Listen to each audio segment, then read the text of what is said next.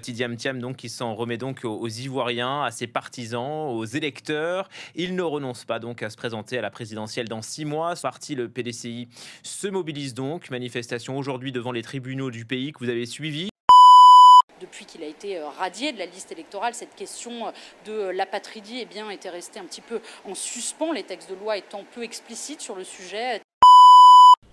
Et donc, notre prochain sujet, c'était la Côte d'Ivoire et le recours contre sa radiation de M. Tidiane Thiam.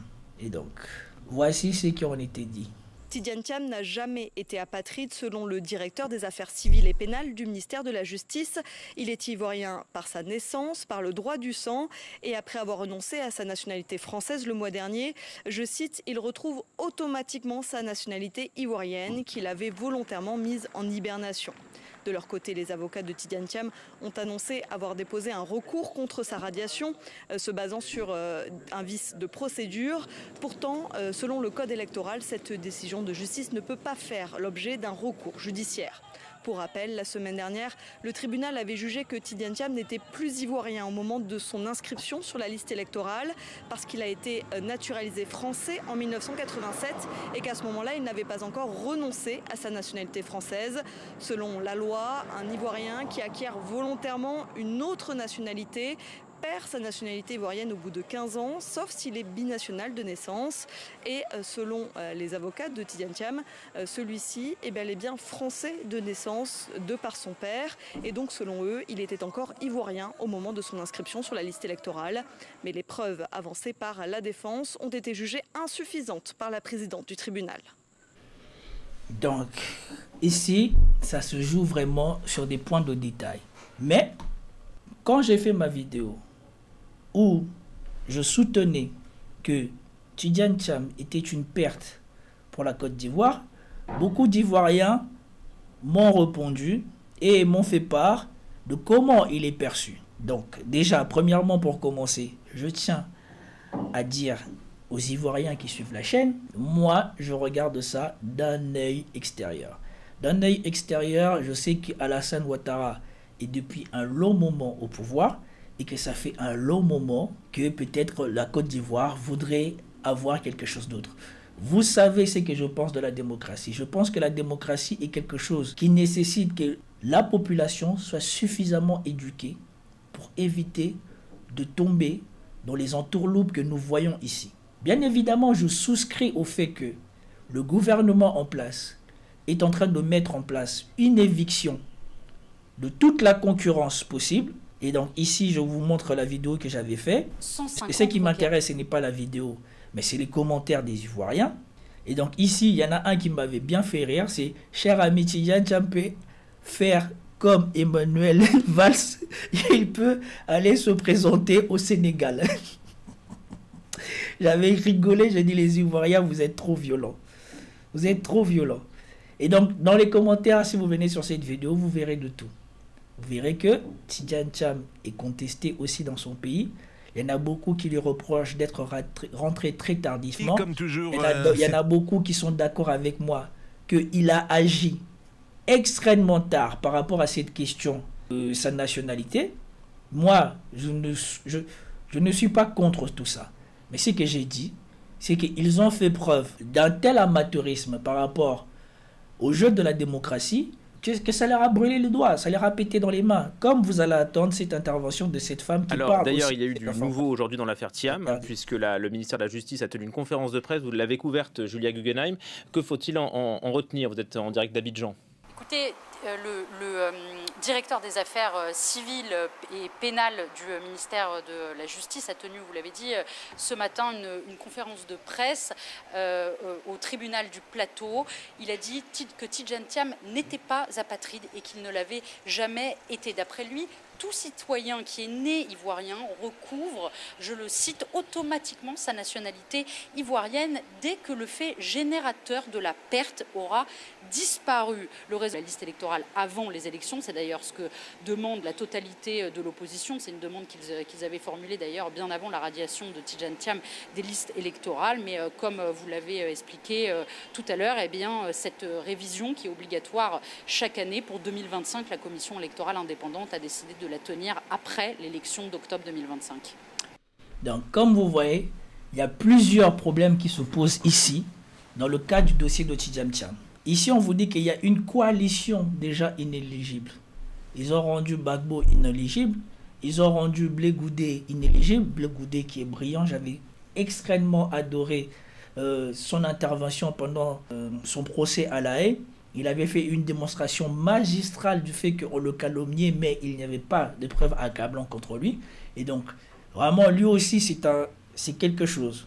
Après, maintenant, le fait que ce soit des gens brillants ne veut pas forcément dire que ce sera des gens qui vont faire bien pour leur pays. Et c'est pour cela aussi, je tiens ici à parler aux Ivoiriens et à leur dire, j'aime bien Tidjane Thiam à cause de ce qu'il a fait. Il a montré que c'est quelqu'un qui méritait d'avoir des responsabilités. Et c'est pour cela que je disais que c'était une occasion où que la Côte d'Ivoire perdait une occasion d'avoir une présidence Tidjane Thiam. Mais je ne présume pas du fait qu'il aura des meilleurs résultats ou qu'il fera des choses exceptionnelles pour la Côte d'Ivoire. Ça reste à prouver s'il prend le pouvoir. Et donc j'aimerais juste vous dire cette nuance-là parce que j'ai apprécié la réaction des Ivoiriens sur la vidéo qui n'ont pas passé leur temps à me condamner mais qui ont discuté avec moi. Et franchement, c'est vachement appréciable. Et c'est la même chose encore que j'ai eu de la part des Sénégalais. Et la plupart du temps, c'est la même chose que j'ai de la part des gens des autres continents qui, même quand j'émets une critique, j'analyse les faits et que les faits finissent par une critique, ne commencent pas d'abord par m'insulter ou par me demander de me taire, mais essayent de m'expliquer de bonne foi. Et ça, j'apprécie beaucoup. Et c'est quelque chose vraiment que j'apprécie par rapport à mon propre pays qui, bien souvent, n'ont pas les arguments, ne savent pas me contredire, mais se contentent de m'insulter. Donc j'apprécie beaucoup et j'apprécie beaucoup pour les Ivoiriens. Et c'est pour cela que je tiens ici à rappeler que, voilà, je ne présume pas du fait que Tidjane Thiam, s'il devient président de la Côte d'Ivoire, fera forcément une bonne gouvernance ou aura forcément les résultats qui vont avec le parcours brillant qu'il a eu. Suite à ça, revenons. Ici, nous voyons que dans la première vidéo, on nous a dit maintenant, il y a des choses des petits détails qui apparaissent. Un Ivoirien qui acquiert une autre nationalité perd sa nationalité ivoirienne au bout de 15 ans. Dans le motif du premier jugement, ils ont dit que c'était automatique dès qu'il l'avait acquis. Et dans la manière dont c'était écrit l'article 48, ils disent que tu perds ta nationalité si tu acquiers une nationalité autre en étant majeur et de façon volontaire. Et on avait défini que Tidjane Thiam avait acquis sa nationalité en étant majeur. Et quelqu'un m'a rappelé que Tidjane Thiam, il était né dans les années 80, 69, déjà il faut déterminer sa date de naissance, et qu'il avait acquis sa nationalité en 87, ce qui veut dire 22 ans, quelque chose comme ça. Voilà, il est né en 62 et il a acquis sa nationalité en 87. 62 moins 87, ça fait 25 ans. Et donc quelqu'un me disait, oui, mais quand il a acquis, il avait 19 ans, il n'était pas majorité, puisque la majorité en Côte d'Ivoire, c'était à 22 ans. 25 ans, c'est déjà grave. Et autre chose, c'était le caractère volontaire. Nous avons tous, pour la plupart qui ont migré en France ou qui ont tenté de faire leur papier en France, vous savez que ça nécessite une démarche volontaire. Par exemple, ma femme n'en a jamais rien eu à faire d'avoir la nationalité française ou pas de tout le temps où elle a passé en France. Elle a rempli les conditions largement de bénéficier de la nationalité française puisqu'elle a étudié là-bas, elle a le bac français, elle a travaillé. Même moi qui ne trouvais pas d'emploi quand j'étais étudiant, elle a travaillé, elle a cotisé. C'est pas pour ça qu'elle est devenue française. C'est pas automatique. Et mes enfants qui sont nés en situation régulière française ou quoi que ce soit, si jamais nous voulons qu'ils aient la nationalité française, il nous faut une démarche active de notre part. Et quand ils seront adultes, puisqu'ils sont nés en France et qu'ils ont toutes les preuves qu'ils sont nés en France, s'ils veulent devenir françaises, il leur faudra une démarche active pour aller réclamer leur nationalité française, ou en tout cas pour l'avoir. Donc, j'ai vu qu'il y a des gens qui m'ont dit « Tidjam Thiam est né de père sénégalais, mais le père sénégalais, il était français. » Il n'y a pas de souci. Le problème que je ne comprends pas, s'il est né de père sénégalais français, pour éviter tout ceci, pourquoi, dès qu'il était mineur, on ne lui a pas récupéré son passeport français?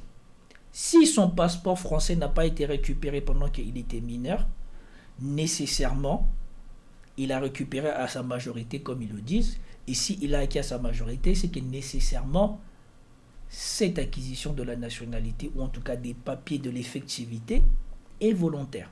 Donc, le premier point, c'était on contestait le fait qu'il soit devenu français ou pas. Ça, on sait qu'il a acquis la nationalité française de manière volontaire. Donc, de facto, il tombe dans l'encadrement, ou en tout cas dans les premiers alinéas, ou dans les 2 premiers alinéas de l'article 48. Il tombe dans ça. Maintenant, on dit il faut au minimum 15 ans. Il a acquis en 87. Nous sommes en 2025. Il y a au moins plus de 20 ans. Donc, là encore, l'alinéa est rempli. Pendant plus de 15 ans, il a eu la double nationalité. Maintenant, ça c'est fait. Il a renoncé à sa nationalité française. Oui. Mais, maintenant, est-ce que l'automaticité de la déchéance de nationalité due au fait de prendre une nouvelle nationalité redonne aussi une automaticité dans la restitution ou dans le rétablissement de la nationalité ivoirienne quand tu renonces à l'autre nationalité que tu avais combinée à la tienne? Ce sont des détails de justice. Nous avons vu que la justice ivoirienne n'a pas dit cela. Elle a dit qu'au moment où ça s'est fait, au moment où il s'est inscrit, il ne pouvait pas s'inscrire parce qu'il était encore français. Et donc, sur le premier point, je pense que la justice est inattaquable. Et surtout, cette décision de justice vient après un recours contre déjà une réclamation administrative. Donc, normalement, ce n'est pas une première instance, c'est une deuxième instance, à moins que je ne comprends pas la procédure. Et je ne sais pas si cette cour-là, c'est la cour de justice ou c'est une cour administrative. Et franchement, il y a beaucoup de choses dans ce recours qui est pas possible. Et la journaliste a dit, normalement, la décision de justice n'est pas susceptible de recours. Si la décision de justice n'est pas susceptible de recours, c'est cuit. Parce que la décision de justice ne dit pas qu'il n'est pas redevenu ivoirien. Il dit qu'au moment où on l'a mis sur les listes, il n'était pas ivoirien, donc il ne mérite pas d'y figurer. Et là où le jeu de la démocratie, comme je l'ai toujours dénoncé ici, est très dangereux pour les populations qui ne sont pas aguerries à cela, c'est qu'on vous dit, la pratique de la révision de la liste électorale, comme ils l'ont toujours fait en Côte d'Ivoire, cette fois-ci, est bloquée par le gouvernement. Et donc ici, c'est là le point central où ça devient politique. Ça n'est plus le problème de Tidjam Thiam. C'est le problème de eux tous. Parce que nous avons Gbagbo qui est en impossibilité de participer, Blé Goudé et je ne sais pas qui, et maintenant lui-même Tidjam Thiam qui est en impossibilité de ce truc. Et donc, là, s'il n'existe pas un recours pour imposer à la commission électorale de faire réviser cette liste, eh bien, ils sont cuits. Et c'est là que vous rentrez dans la difficulté de la démocratie. Dans la difficulté de la démocratie africaine, il faut s'assurer, comme c'est fait en Occident, de l'effectivité de la justice, de l'indépendance de la justice pour pouvoir avoir des recours contre de telles décisions.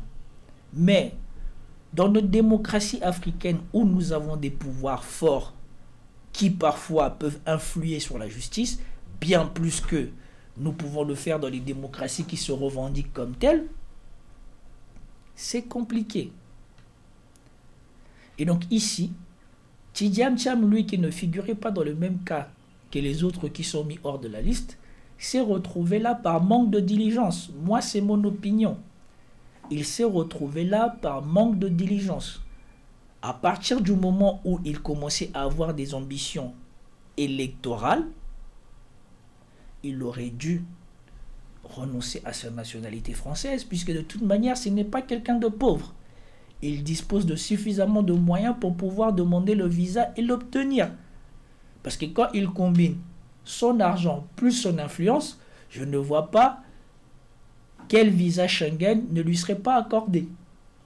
Il n'est pas obligé forcément de passer par la France, il peut passer par la Belgique, il peut passer par la Suisse, la Suisse encore, ce n'est pas dans Schengen.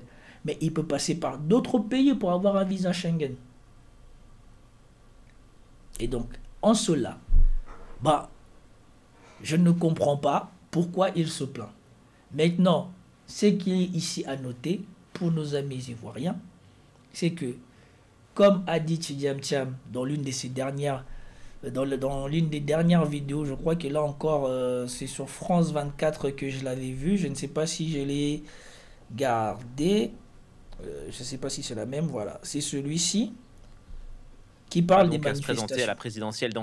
Écoutez bien, parce qu'ici, là, on parle maintenant d'un rapport de force qu'il faut imposer pour essayer de faire réviser les listes électorales. Tidjane Thiam donc, qui s'en remet donc aux Ivoiriens, à ses partisans, aux électeurs. Il ne renonce pas donc à se présenter à la présidentielle dans 6 mois. Son nom a pourtant été radié par la justice. Qu'importe, dit-il, la politique, c'est une affaire de rapport de force. Son parti, le PDCI, se mobilise donc. Manifestation aujourd'hui devant les tribunaux du pays que vous avez suivi, Julia Guggenheim, en direct d'Abidjan. Est-ce que le parti a fait le plein ? Écoutez, pas vraiment. On peut dire que la mobilisation, elle n'a pas été massivement suivie. En tout cas, dans le quartier du Plateau à Abidjan, où nous nous trouvions tout à l'heure, là-bas, seules plusieurs centaines de militants ont fait le déplacement jusqu'à la permanence du PDCI pour scander des slogans en faveur de leur champion Tidjane Thiam. Les élus à la tribune ont pris la parole pour dénoncer l'injustice qu'ils estiment subir, mais aussi pour mettre en garde contre les violences politiques en période électorale qui ont pu, c'est vrai, dans le passé, émailler les précédentes élections.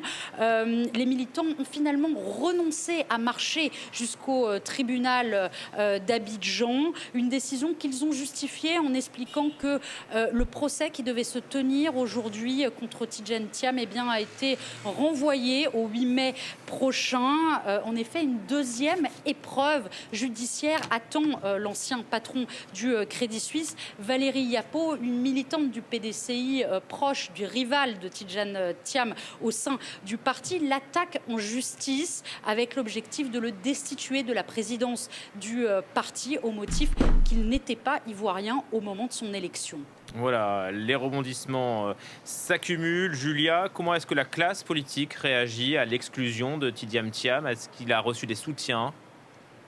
Oui, alors déjà, hier, les députés du PPACI, le parti de Laurent Gbagbo, avaient suivi leurs collègues du PDCI lorsqu'ils se sont levés à l'hémicycle à l'Assemblée nationale pour protester contre l'exclusion de Tidjane Thiam de la liste électorale. La plateforme d'opposition Cap Côte d'Ivoire que Tidjane Thiam préside, je le précise, et qui regroupe un certain nombre de partis d'opposition comme le COJEP de Charles Blé Goudet ou encore le MGC de Simone Gbagbo, lui ont également apporté son soutien. Simone Gbagbo, la coordinatrice de cette coalition, a dénoncé, je la cite, une dérive autoritaire du régime au pouvoir qui instrumentalise la justice pour exclure ses opposants. Je le rappelle, Laurent Gbagbo, Guillaume Soro et Charles Blé Goudet, qui ont tous les trois annoncé leur intention de participer au scrutin de 2025, sont également toujours exclus de cette liste électorale. En revanche, du côté du RHDP, le parti au pouvoir, on peut s'en douter, c'est un son de cloche un petit peu différent. Les élus avec qui j'ai pu m'entretenir m'ont expliqué que la sanction de la justice à l'encontre de Tidjane Thiam est conforme à la loi et qu'elle est donc légitime. Ils ont réfuté les accusations de manipulation de la justice par le pouvoir. Le RHDP doit tenir cet après-midi une conférence de presse au cours de laquelle il devrait étayer encore un petit peu plus sa position officielle sur le sujet. Voilà. Donc, Voilà pourquoi la démocratie est très dangereuse en Afrique. Voilà pourquoi les gens, comme dans mon pays, qui disent que voilà, il faut fermer les yeux sur ce que fait le gouvernement et seulement accepter que le fait qu'ils vont ramener la paix. Non! Puisque au bout du compte, ça finit comme ça. Souvenez-vous de Robert Bourgi. Robert Bourgi est venu dire quoi? Que Gbagbo n'avait pas perdu les élections. Mais Gbagbo a fini à La Haye. Donc, Gbagbo a été condamné à tort.